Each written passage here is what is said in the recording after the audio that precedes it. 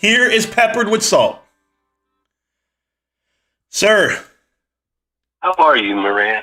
I'm doing well, sir. This is an interview from us. I just want to be free and clear to everyone that you did this voluntarily. I did not force you to do it. I didn't hold a gun to your head. But how you doing, boss? I am doing well. Congratulations on the channel. Congratulations to everyone that's in GameStop. It's kind of an exciting week. It's an exciting year, week, life. It's changed my life. I hope it's done the same for you. Yeah, it's made me kind of ornery in my old age. I just enjoy Twitter battles. I love it. Yeah, you've been kicking ass on Twitter. I even been fighting with Corey Feldman. Oh yeah, that guy. Oh, yeah, what an idiot. Yeah, tell me about it. But anyway, I kind of wanted to call and so people could get some kind of idea of why somebody like me would get involved in GameStop. For starters, I want to say that whether it was a fat finger or a misunderstanding, I don't have 80,000 shares. I just say a number for you. Yeah, no, I hear you. Okay, yeah. I think in a couple days that may change. Yes, sir. Most importantly, I don't have a YouTube channel. Okay. I think I posted that one video of Houston Way because it's too big to go on Twitter, and then, but I just like messing with people. It's always entertaining to see how people react under certain stresses, and I even tested you in the early days. You may not remember. I think I challenged you once on, what was it, CRSV? Oh, CRVS. Oh, yeah. Yeah. You want to see if my conviction was real about GameStop? Yes. I was like, man, this is the same shit Coors and Collins is doing. Nah, no way, brother. No way. You came back, and I apologize out there in the open. I was aggravated because I felt like I had got hosed in AMC because my sons got me into it. I've had a fiduciary for decades. He's handled all my income, and I've never paid attention to the stock market. It never interested me at all. And then when the GameStop run up happened, my sons come in to the office and they were like, "Are you seeing this?" And I said, "No." What? And so they showed it to me, and I said, "What am I looking at?" And so they tried to explain. They were big into Reddit and the social media aspect, and so they said, "Hey, but there's another play that hasn't exploded yet, and it's AMC." And I was like, "The movie theater or the old car company?" And they said, "Oh, you got to get into this. You got to get into it." So I did. I bought, I don't know, close to 1,000 shares, I think. Just drop like 10 grand, like no problem. Yeah, well, my wife doesn't think that's a little bit of something, but anyway, I did it just to play along with them, and we're very competitive. Everyone in my family is competitive. I mean, I would cheat my kids in Monopoly if I thought I could get by with it. Shit. But anyway, whenever the first run happened, where it went to 72, I remember I was at the beach and I woke up and I was like, "Holy hell!" So I called my guy back at Fidelity and said, "What's going on with AMC? Why is this thing exploded?" He said, "It's a blip." He said, "Don't trust it." Wow. And I said, "Okay." So for some reason, I thought I was smarter than he was, and I wasn't. And so I started to see that go down. It's hard when you watch something go from like 40,000 to 36, 34. It was just constant. And then you've got the Adam Aaron nonsense that was going on, where he's doing like all kinds of crazy stuff with Mudrick. And remember, I don't understand any of this. Right. So I had to kind of educate myself, and I relied heavily on guys like Coors and Trey and all the other douchebags that were pumping this shit. Even Ralph. And I thought I was in the play of the century. I would hang out with my buddies, and I'd say, hey, I got into this deal. I think it's going to be big. Well, trust me, no one will ever take stock advice from me again. Yeah. All of my friends. So it was garbage, and I was lucky enough to be able to sell out when I think I bought in around 8, just a little bit under 8, because I remember the battle for 801. So I know I was in there before then. So anyway, I started selling it off at around 29, 30-ish, somewhere in there. And then I was like, I'm done with this shit. And so I'm looking at something on my computer, and I just happened to glance over, and I saw one of your videos on my home screen. And I was, let me hear what this guy's got to say. And it was different. And the one thing I noticed, wasn't any super chats. There wasn't any, it just didn't feel like you were pumping sunshine up people's ass. You were just, hey, I'm a guy who likes to hang out with his friends. We talk, and hopefully it's about good things that go on, but if not, it is what it is. And I found that kind of appealing right off the bat. And so it was on a Friday because they took off, and I listened to a couple of your shows on the way down to the beach, and my wife and grandkids were going to show up that night, but the weather had gotten kind of bad, so they decided to stay at home. So I binge watched, I don't know how many of your episodes. Oh shit, that must have been a terrible night. Oh, it was a bunch. No, I really was hooked. I mean, I'm not big into movies or TV.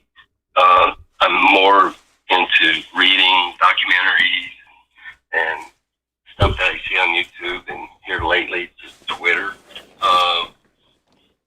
But the things that you were saying were defining credibility. It was like, I think I can trust this guy. So I started to test things out a little bit. I called my guy at Fidelity. He said, I'm thinking about getting into GameStop. And he said, don't. He said, you're going to get massacred. And I said, well, why? And so he laid out the case, and it made sense to me. But so I decided, well, I'm just going to try it a little small. I'm not going to jump all in. So I'd buy like 1 or 2 shares at a time. And then I had this Webull account. And I don't want to drag the story out so damn long that people get tired and go to sleep. But, right. You're doing great. And then I sent you like screenshots of what I was buying. I thought, how stupid am I? I'm sending this guy a screenshot of 1 share. And I can remember when I got up to 45 shares and 50 and then 100. And then once I finally had full confidence that GameStop was not just a squeeze play, and I don't care anymore whether it's a squeeze play. I hear that. I'm in it because they think that it's going to be a great dividend stock in the future. I made the majority of my wealth in the medical device industry. Right out of college, I had a couple buddies, and we started a business and hit gold right out of the gate. And for me, life has been easy. And I hate to say that because I know that there's a lot of of people out there in this community that that's not the case. It just seems like I'm always in the right place at the right time. And we were able to sell some of our devices, and big companies bought them at tremendous profit. Wow.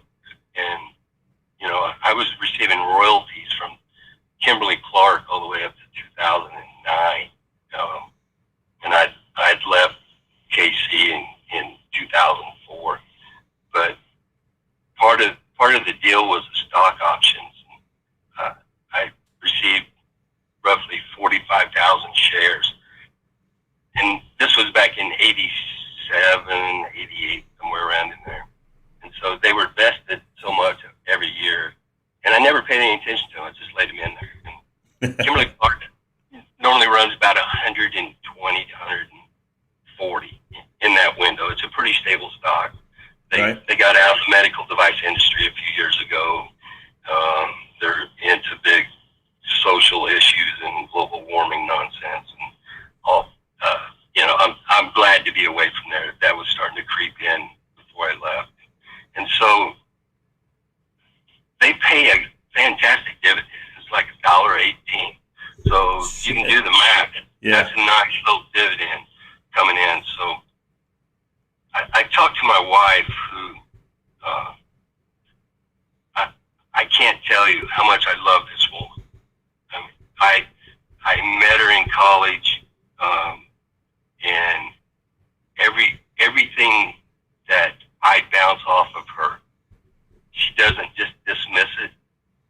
She always makes an argument for it or against it, and I guess that's why we work so well, because I'm a little impulsive, and I am. No way. Yeah. I'm kind of slow to anger, but quick in my wrath. And sometimes she slows me down a little bit and gets the breathing under control. And so when I told her, I said, look, I think I want to take half of what I've got in Kimberly Clark and sell and buy GameStop. Right. And she said, you're crazy. You're absolutely crazy. I said, look, it's not like we're going to give up gas money. I said, let's take a chance. This is something I've never done. I said, for the first time in my life, I feel nervous about something. Hell yeah.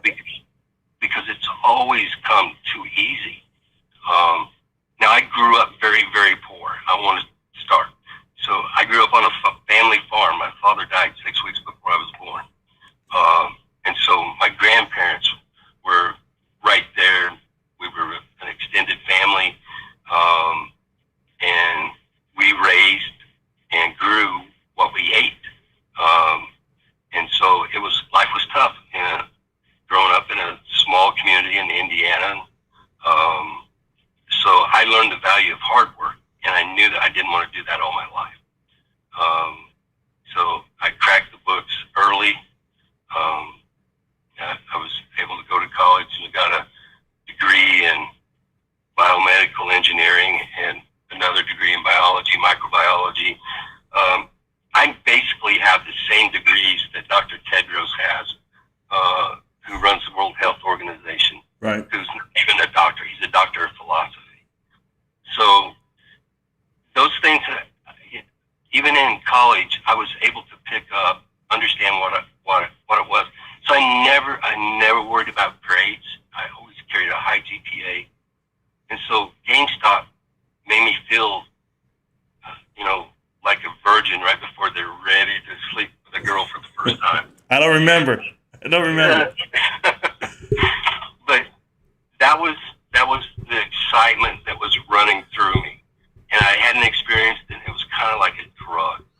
And then I started interacting with the channel, and I would do little things and throw little things out there, and I was kind of testing. I wanted to make 100% sure that I was right in my conviction, not in yours, because right. You're different than me and everyone else in this. apologize. My mouth gets dry. I'm not used to public speaking. You're doing fine. So my wife finally said, okay, do it like this. Sell it instead of cutting it in half, sell it in 4 different ways until you get in there. So that was a lot of money. But you can go back and check and through the some of the chats. I bought the majority of GameStop at 189 and 192 in that window. So you can imagine the absolute ass whipping my wife put on me a couple of weeks ago when it went down to 75. Oh yeah, I can imagine. And so I said, I'm positive that I'm right in this. I'm positive. Yeah, me too. Bounce back. And I said, but I just need to put some more money to bring the average down. She said, you're like a meth head. Nah. And I said, well, let me do a little bit more. And so I was able to bring down my cost per share. Cost average. Down to around where what is it that Ryan has, the venture capital group, about where they bought. Right, about 110. Yeah. So that was a lot more money than I intended to throw in there, but man, at 85, 90 bucks a share, that was just juicy. I mean, it's just like red meat. So I'm really excited. You sound excited. What the hell? You're so chill, Pat. I'm serious. You're so chill. I don't know. I really wanted to go to Grapevine and be there. Right. But I was afraid that if I went, I would mess everything up, and bad luck, something would happen, and they would come out and say, "Okay, GameStop is closed." Right. Then I'd have a flight coming back to where I had to explain it to my wife. This way, today we'll listen to the earnings call. She came by to. Well, I'll just tell you, my wife is a surgeon for a cancer hospital here in town, and so she is also my doctor. But I've had a serious knee issue that has gone from bad to good to better and back to bad again. So it looks like I'm going to have to be operated on. So she's always there when I speak with the doctor so that she understands what's going on. But anyway, that's small potatoes compared to, if you ever learn how to dunk a basketball. Yes, sir. Forget it. Stop it. Don't lower the goal down as you get older. Oh, yeah. There you go. I tripped on the ball, actually. But you weren't going to ball me up. I'll just tell you that now. I lived for basketball. Yeah, I know you're an Indiana kid. There you go. Hey, Pep, I'm telling you, man. So I hear your story about why you bought in and how you bought in. Let me ask you, and I say this with the most respect in the world, what made you want to help a whole bunch of us, and yourself included, i.e. you sponsor the channel, you do your thing. It's not asked, I promise you that, but you sponsored the giveaway that we're doing today and that we're doing all week. And it's just out of your heart, the kindness of your heart. And I just want to say thank you personally. I know that even you asking if you could, it's always an iffy subject with me because I'm not trying to do it, not trying to get the clout like the other guys where they're trying to push their Discord or they're trying to push some classes they're given and or forcing you to send a super chat so they can actually read your questions, things like that. I'm just wondering how you went about it in your mindset to say, I'm going to send Marantz a package. I'm going to help him out. And additionally, you're going to help out the whole community because these guys are winning the gifts, not me. So on behalf of everybody, I just want to say thank you. Well, you're most certainly welcome. And guess what I really want to do is to promote the channel so that people that may be looking have a reason to come look. And if I can save one AMC person from losing everything that they own, then it's money well spent. There's nothing. I don't get any gratification. I don't want any glory. But what I do know is I found something good that I have a true conviction in, and I know what AMC is, and I know that there's a lot of good people in there, and they're going to lose a lot of money. Yeah. And if we can get them to come over and hear the stories of this is why I did it, and I enjoy being around. I don't get to always sit and watch the whole shows during the day, but I watch them in the evening. But they're on at work. Everyone has TVs in their office, and I always tell the IT guy, okay, when you get an alert from Marantz, throw it up on the public. And then anybody in their offices, they can switch it back. But, So anyway, some people I can't go around to my employees saying, hey, you need to get into this. Right. But what I have done is given a lot of GameStop merch, especially at Christmas. My wife and I, we went and just almost cleaned out the store, just for our employees and our kids, and so I guess I should make the connection to how I got from medical to where I'm at now, so it will add another dimension. Sure. To who I am. So in 2016, a very close friend of mine passed away, and he owned a trucking company. He had one daughter who had absolutely no idea. She's a very good person, but she knows nothing about business.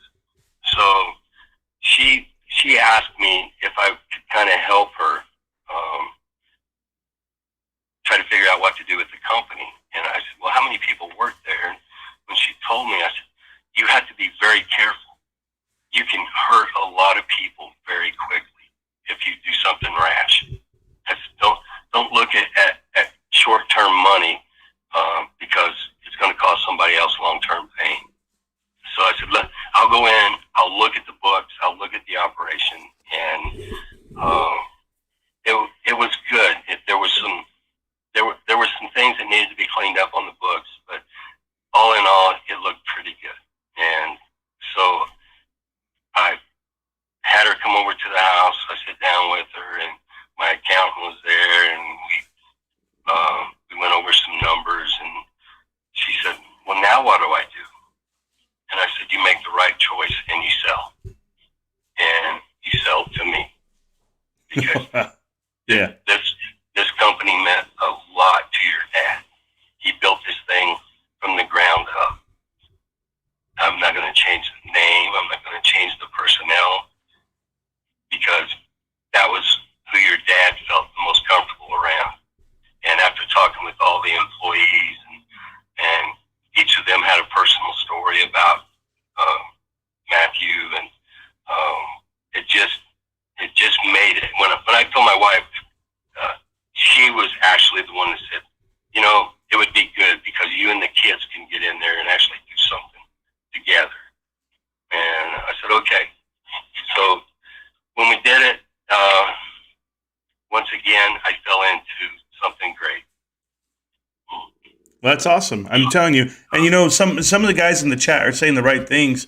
They're saying is, it's not that you've been lucky. You're living a good life because you're doing the right things, brother. You really are. You're a wholesome guy. I wanted to give you this opportunity to be on the channel and say your side, say your story, put a voice with the name. You are real. You're not a shill. You're not a hedge fund.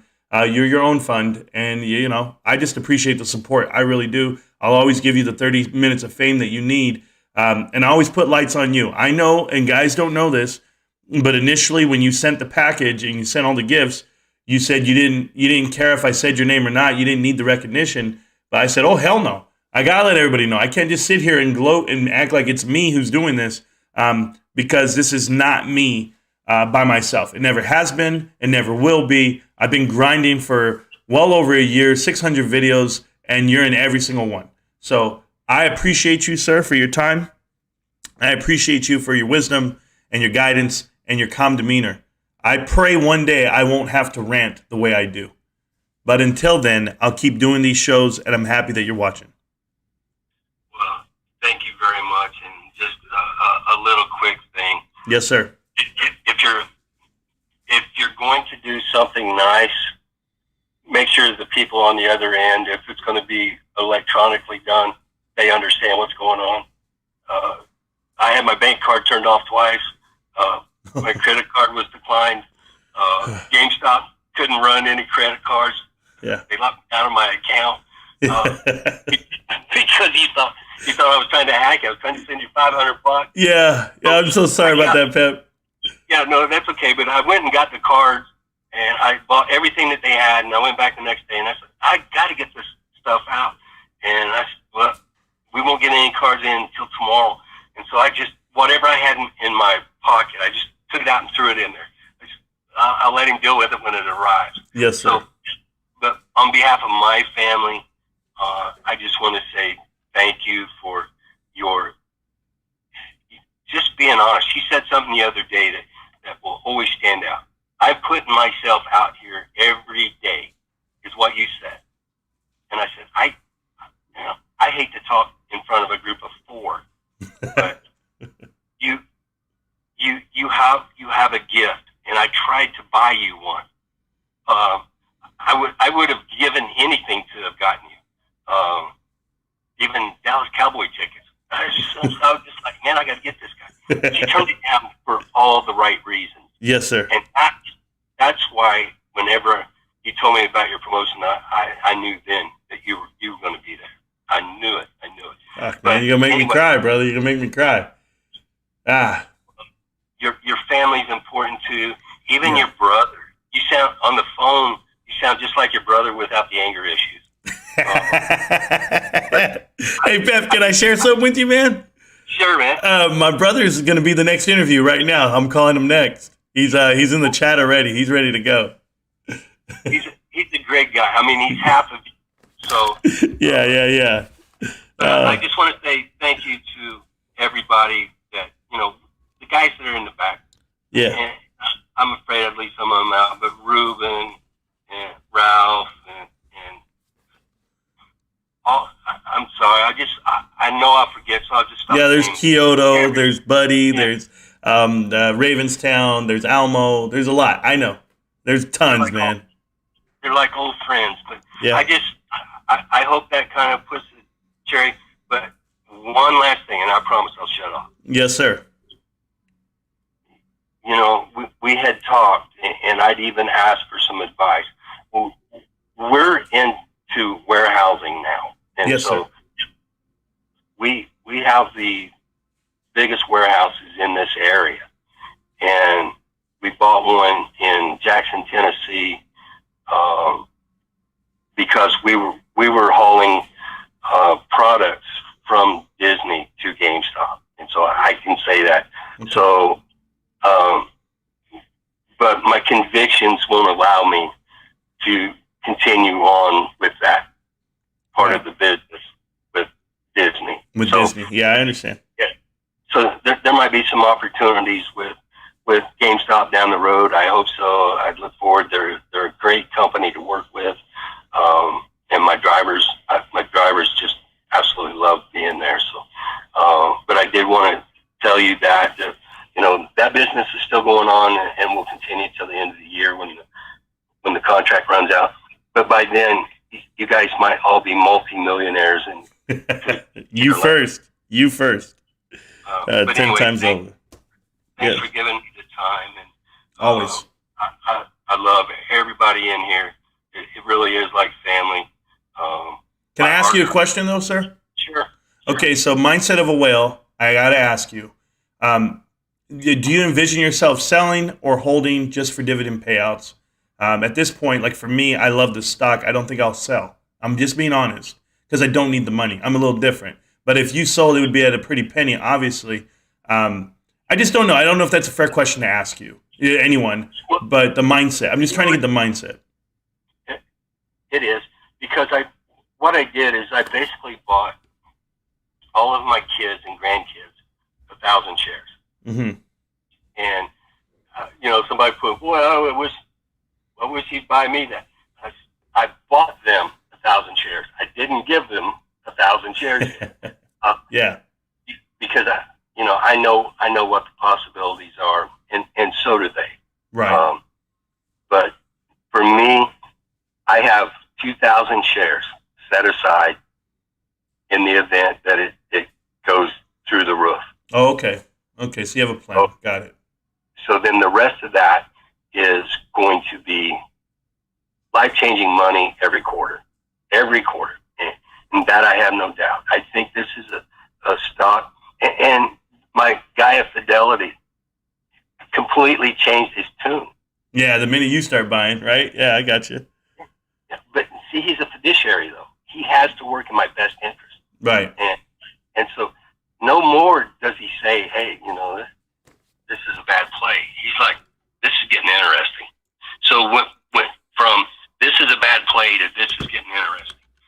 We're making movements in the market itself, in the mindset of these brokers, and I think even the hedge funds know that they have to get in there for their clients because that's what their clients demand.